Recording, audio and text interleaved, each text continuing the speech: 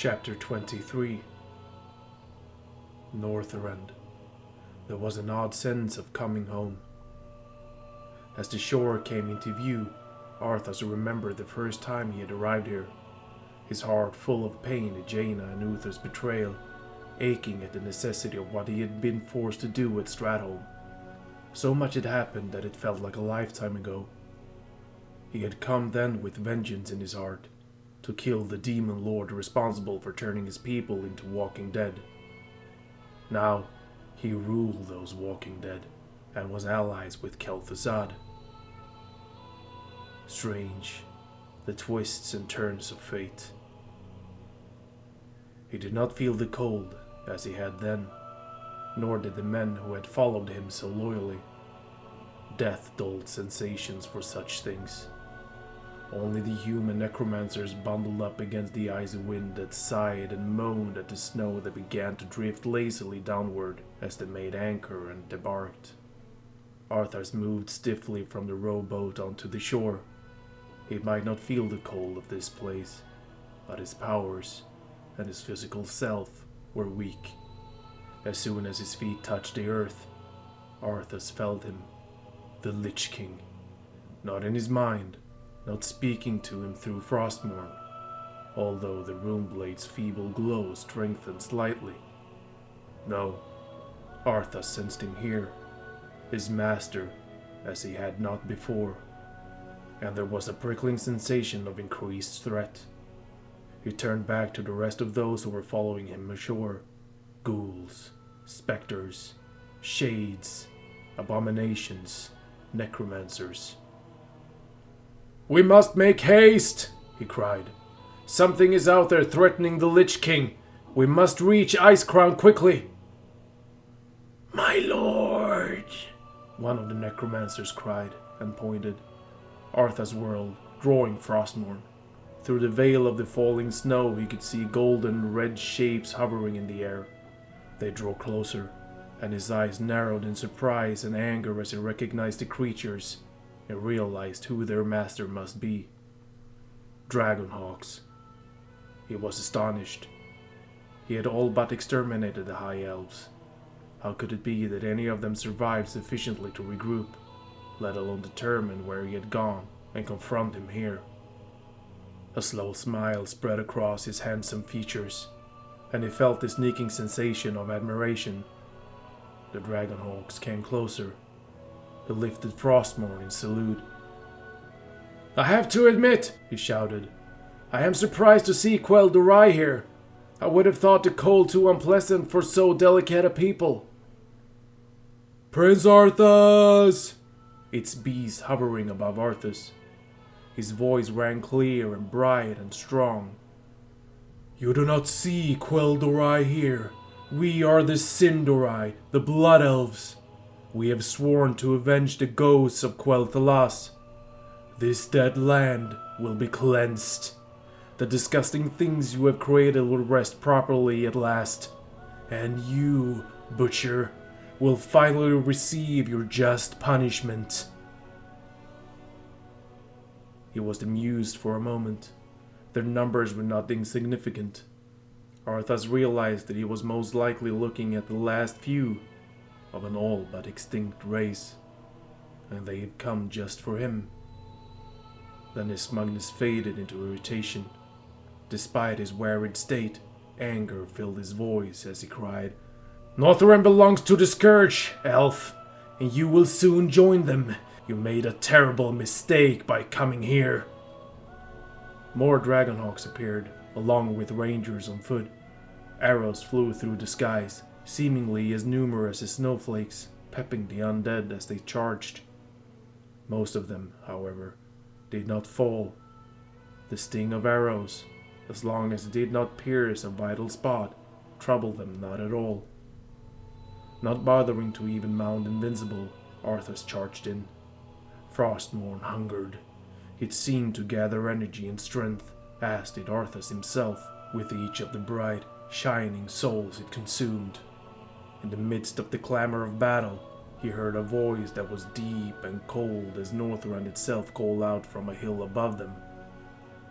Onward for the scourge! Slay them in their soul's name!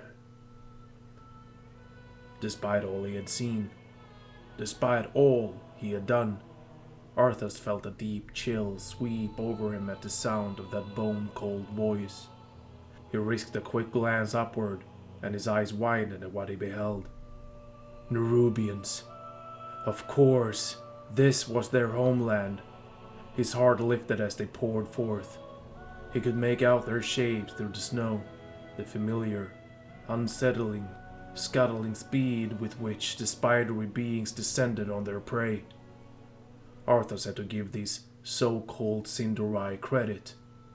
They fought valiantly, but they were hopelessly outnumbered, and soon Arthas was standing in a sea of red and gold-clad bodies.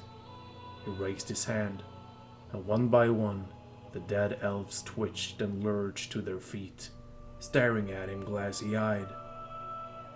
"More soldiers for the one we serve," Arthas said. He looked again, and his eyes fell upon the Nerubians' leader. He was larger than those he commanded, towering over them as he moved easily down the snowy landscape toward Arthas. He moved among them like the king he was, with deliberateness and precision. Arthas tried to find something familiar in something so incredibly alien to him. To the human eyes, Anubarak looked like a cross between a beetle and the other, more spidery appearing Nerubians he commanded. Arthas found that he had taken an unintentional step backward and forced himself to stay where he was as the creature approached. He kept coming until he was right in front of him, then loomed over him, gazing down with multiple eyes, a thing of utter horror, his ally. Arthas found his voice and forced it to be calm. "Thank you for the assistance, mighty one." The creature inclined his head, mandibles clacking gently as it spoke in the deep, sepulchral tone that still made Arthas uneasy. "The Lich King sent me to aid you, Death Knight. I am Anubarak, ancient king of Azyol Nerub. Where is the other?" It reared up on its hind legs, looking about. "Other?" "Kel'Thuzad," Anubarak rumbled again in that hissing, sighing, reverberating voice. He lowered himself down and fixed Arthas with his multiple eyes gaze. "I know him. I greeted him when he first came to serve the Lich King, as I greet you now." Arthas wondered briefly if Kel'Thuzad had felt as unsettled as he upon first encountering this undead, insect-oid king of an ancient race. Surely he had been, he told himself. Surely anyone would be. "Your people were a welcome addition to our ranks the first time we attacked these elves," he said, glancing again at the fallen Sindarai. He was very glad Anubarak's people were on his side. "And I welcome your aid again now. But we have little time for pleasantries. Since the Lich King sent you, you must be aware that he is in danger. We must reach Icecrown immediately." "It is so," rumbled Anubarak. He bobbed his fearsome head and shifted, extending two of his forelegs. "I will gather the rest of my people, and we will march together to protect our lord." The massive creature moved off imperiously, summoning his obedient subjects who scurried to him eagerly. Arthas suppressed a shudder and nudged one of his bodies of the fallen elves. It had been ripped limb from limb, too badly damaged to be of use. "These elves are pathetic. It's no wonder we destroy their homeland so easily." "Pity I wasn't there to stop you. It's been a long time, Arthas." The voice was musical, smooth, cultured, and laced with hatred. Arthas turned, recognizing it, startled and pleased to find its owner here. The twists and turns of fate indeed. "Prince Kel'Thas," he said, grinning. The elf stood a few yards away, the shimmer of his teleportation spell still fading, seemingly ageless. He looked exactly the same as Arthas remembered. No, not exactly. The blue eyes gleamed with suppressed anger. Not the hot rage he had seen upon the visage the last time they had encountered each other, but a cold, deep-seated fury. He no longer wore the purple and blue robes of the Kirin Tor, but the traditional crimson hues of his people. Arthas Menethil. The elf did not use a title. He obviously meant it as a slight, but it bothered Arthas not at all. He knew well enough what it was. And soon, this too pretty princeling would know it also. I would spit at the thought of your name in my mouth, but you aren't even worth that. Ah, Kyle, Arthas said, grinning. Even your insults are unnecessarily complicated. Glad to see you haven't changed, as ineffectual as ever. That raises a question. Why weren't you at Quel'Thalas anyway? Content to let other people die for you while you sat snug and secure in your violet citadel? I don't think you'll be doing that anymore. Quel'Thas gritted his teeth, his eyes narrowing. That much I will give you. I should have been there. I was instead trying to help the humans fight the scourge you unleashed on your own people. You may not care for your subjects, but I care for mine. I have lost far, far too much in dealing with humans, and I stand only for the elves now, for the Sindarai, the children of the blood. You will pay, Arthas. You will pay dearly for what you have done. You know, I'm almost enjoying this banter. It's been a long time, hasn't it? I haven't seen you since... He let the sentence trail away, watching as a muscle twitched near the elf prince's eye.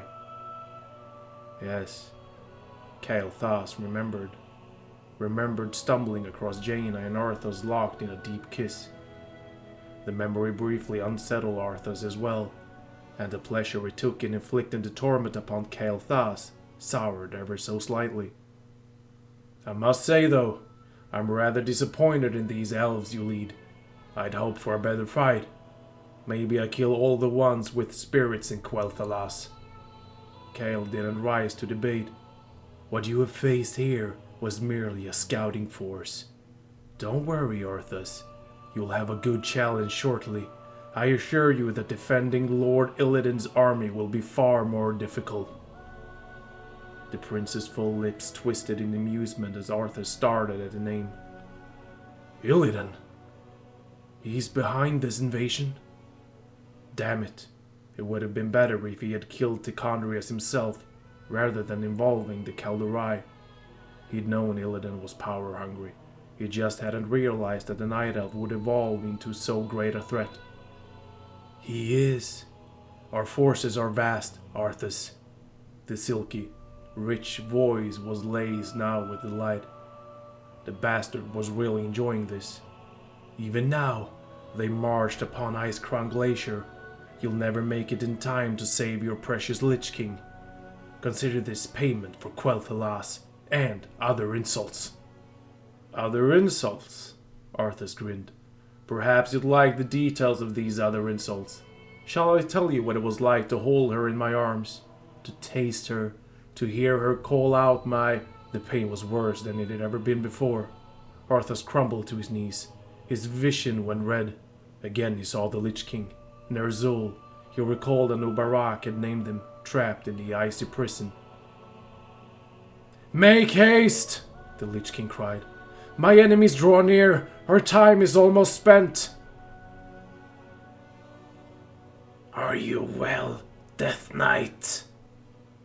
Arthas blinked and found himself staring up into the face, if it could be called that, of Nubarak.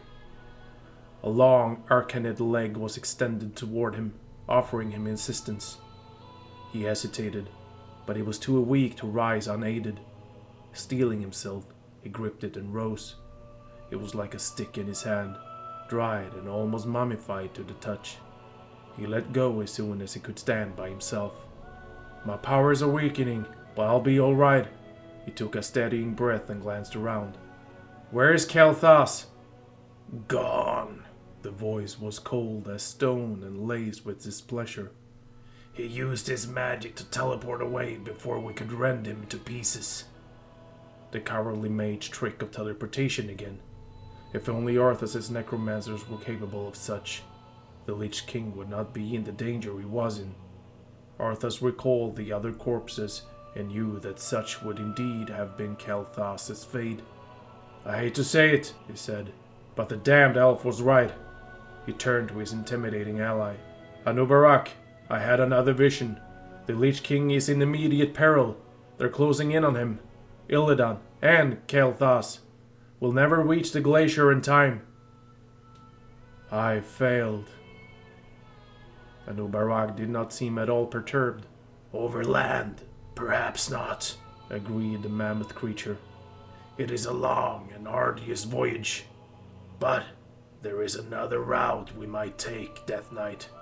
The ancient shattered kingdom of Azjol-Nerub lies deep below us. It was where I once ruled for many years. I know its corridors and hidden places well.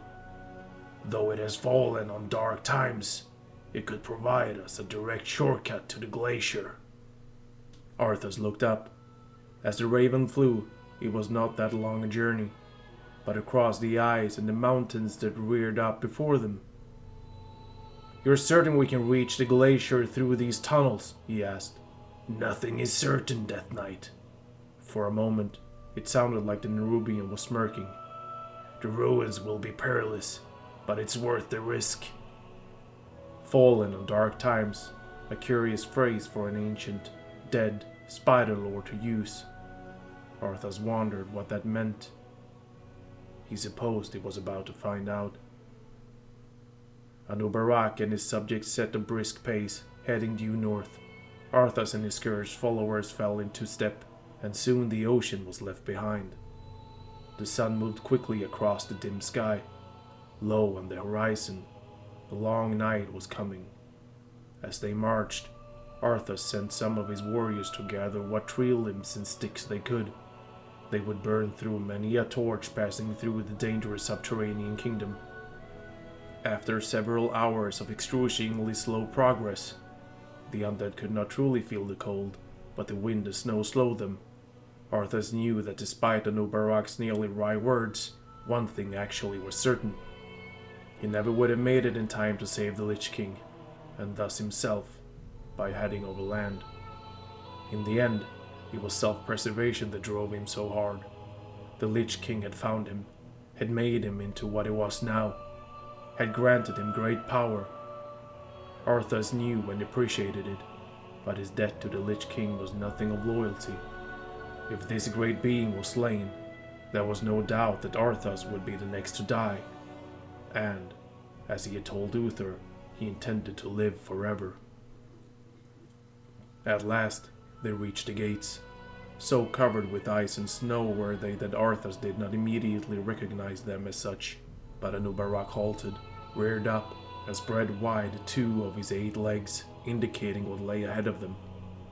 Curved stone, looking like sickles, or insect legs, Arthas thought, jutted upward, their tips bending toward one another to form a sort of symbolic tunnel. Ahead, he could make out the gates themselves. A giant spider was etched upon them. Arthas's lip curled in disgust, but then he thought of the statues dotting Stormwind. Was this really so different? The entrance, tunnel, and the gates led into the heart of what seemed to be an iceberg. For a moment, just a moment, Arthas glanced at the silent, enormous figure of Anubarak, thought about spiders and flies, and wondered if he was doing the right thing. "Behold the entrance to a once powerful and ancient place," Anubarak said. "I was lord here, and my word was obeyed without question. I was mighty and powerful, and I bowed to no one. But things change. I serve the Lich King now, and my place is defending him." Arthas thought briefly of his outrage at the plague, of his burning need for vengeance, of the look in his father's eyes as Frostmourne drank his soul. "Things do change," he said quietly, "but there is no time to reminisce." He turned to his strange new ally and smiled coldly. Let us descend